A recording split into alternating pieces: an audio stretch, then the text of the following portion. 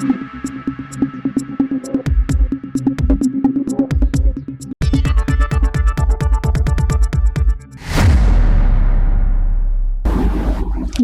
সময় বাংলা সংবাদে আপনাদের স্বাগত। আপনাদের সাথে আমি প্রীতি। দেখে নেব আজকের বিশেষ বিশেষ সংবাদ।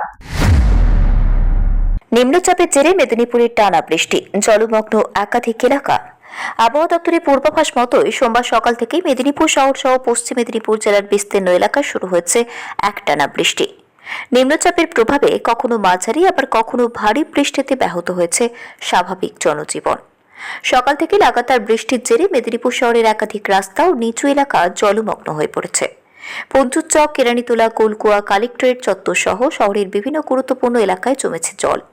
কোথাও কোথাও রাস্তার ওপর দিয়ে নদীর স্রোতের মতো জল বইতে দেখা যায়। জল জমে যাওয়ায় যান চলাচল ব্যাহত হওয়ার পাশাপাশি সমস্যায় পড়েছেন সাধারণ মানুষ। দৈনন্দিন কাজেও ব্যাপক প্রভাব পড়েছে টানা বৃষ্টির কারণে।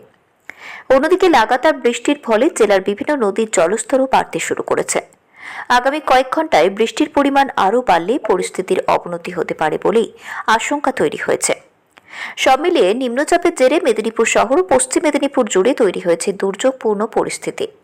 টানা বৃষ্টিতে নাজেহাল সাধারণ মানুষ। পরিস্থিতির দিকে নজর রাখছে প্রশাসন। শেখ ওয়ারিস আলীর রিপোর্ট, সময় বাংলা সংবাদ।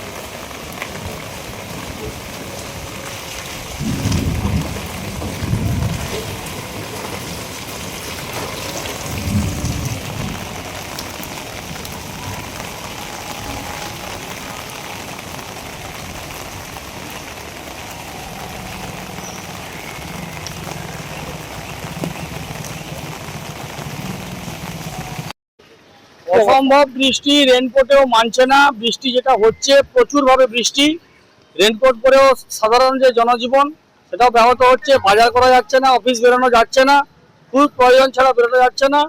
আর গোটা মেদিনীপুর রুরাল এরিয়া যা আছে সবই তো ডুবে যাচ্ছে। প্রশাসনের উচিত আপাতত ড্রেনেজ সিস্টেমটা ঠিক করে মানুষ যাতে স্বাভাবিক জীবনযাপন করতে পারে সেটার ব্যবস্থা করা। কারণ জেনারেলি বর্ষাকালে বৃষ্টি হবেই, কিন্তু ড্রেনেজ সিস্টেম যদি এরকম পরপর খারাপ হতেই থাকে তাহলে মানুষ যাবে কোথায়? ট্যাক্স দিচ্ছে, সব করছে, কেরানিতলায় জল দাঁড়িয়ে যাচ্ছে, জজকোটে জল দাঁড়িয়ে যাচ্ছে, রাস্তার অর্ধেক খানাখন্ড হয়ে যাচ্ছে।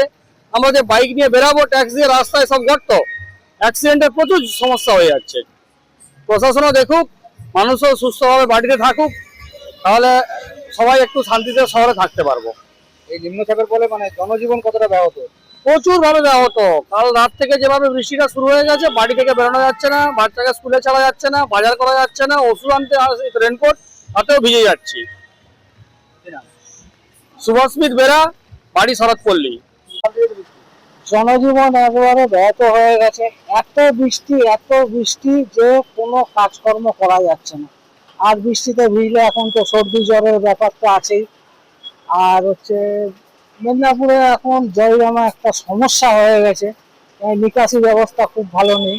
তাও মিউনিসিপালিটি কিছু কাজ করেছে, করেন রাস্তাঘাটে যেখানে সেখানে গর্ত, বোঝা যাচ্ছে না। আর এত পরিমাণ বৃষ্টি হলে সেটা কারোরই কিছু করার নেই, এটা বাস্তব কথা। কিন্তু বাচ্চাদেরকে স্কুল ছাড়া থেকে নিত্য প্রয়োজনীয় কাজ থেকে আরম্ভ করে অফিস থেকে যা কিছু নিত্য প্রয়োজনীয় সেটা প্রচন্ড অসুবিধা হচ্ছে। আরো যদি এখন 3 দিন বৃষ্টি হয় এইভাবে, জানি না কি হবে। আমার নাম রাহুল দাস। সংবাদ এখনকার মতো এই পর্যন্তই। সঙ্গে থাকুন, দেখতে থাকুন সময় বাংলা।